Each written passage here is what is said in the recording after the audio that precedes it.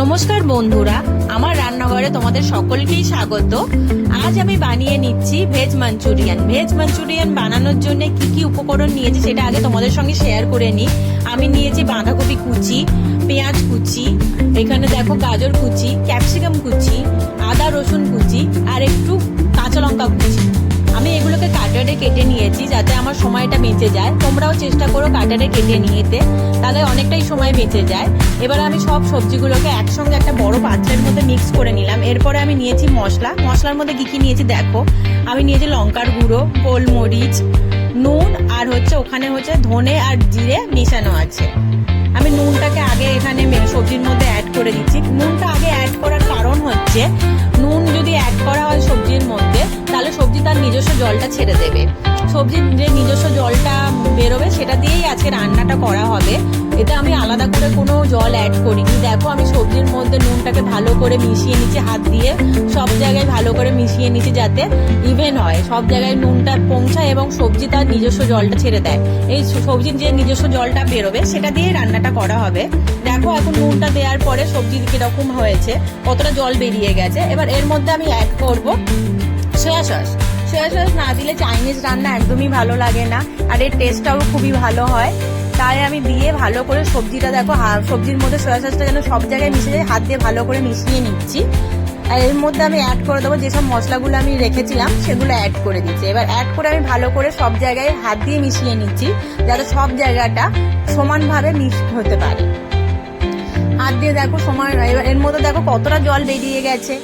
এবার আমি অ্যাড করব এর মধ্যে ময়দা আর অ্যারারুট।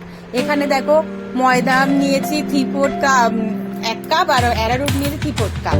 আমি অ্যারারুটটা আগে মিক্স করে দিয়ে দিচ্ছি, তারপরে ময়দাটা দিয়ে দেখো কতটা জল বেরিয়েছে। এখানে আমার কোনো জল দেওয়ার প্রয়োজনই নেই।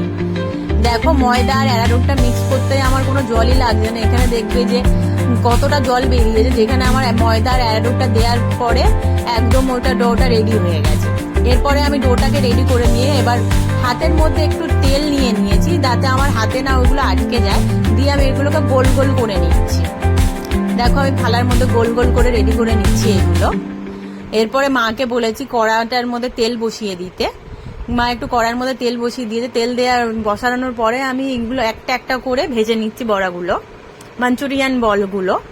সেগুলো দেখো রাউন্ড রাউন্ড হয়েছে, কালারগুলো দেখো। তোমরা যদি পারো এটাকে ডাবল ভেজে নিও, একবার ভেজে নামিয়ে আবার সেকেন্ড বাজে ঠান্ডা হয়ে গেলে আবার ভেজে নিও, তাহলে এটা খুবই ক্রাঞ্চি হবে আর টেস্টটাও ভালো হবে। আমি এগুলো একবার ভেজে নিয়েছি, ভেজে নিয়ে রেখে দিয়ে আবার সেকেন্ড টাইম আবার ভেজে নিয়েছি। তোমরা দেখো বলগুলো কেমন লাগছে, গোল্ডেন ব্রাউন হলে তুলে নেব। নেক্সট ব্যাচটা আমি দিয়ে দিচ্ছি। এরপরে আমার এখানে করা হয়নি ভিডিওটা, যেভাবে আমরা চিলি চিকেন করি সেভাবেই আমি করেছিলাম। কড়ার মধ্যে একটু তেল দিয়ে একটু গোলমরিচ দিয়ে ওর মধ্যে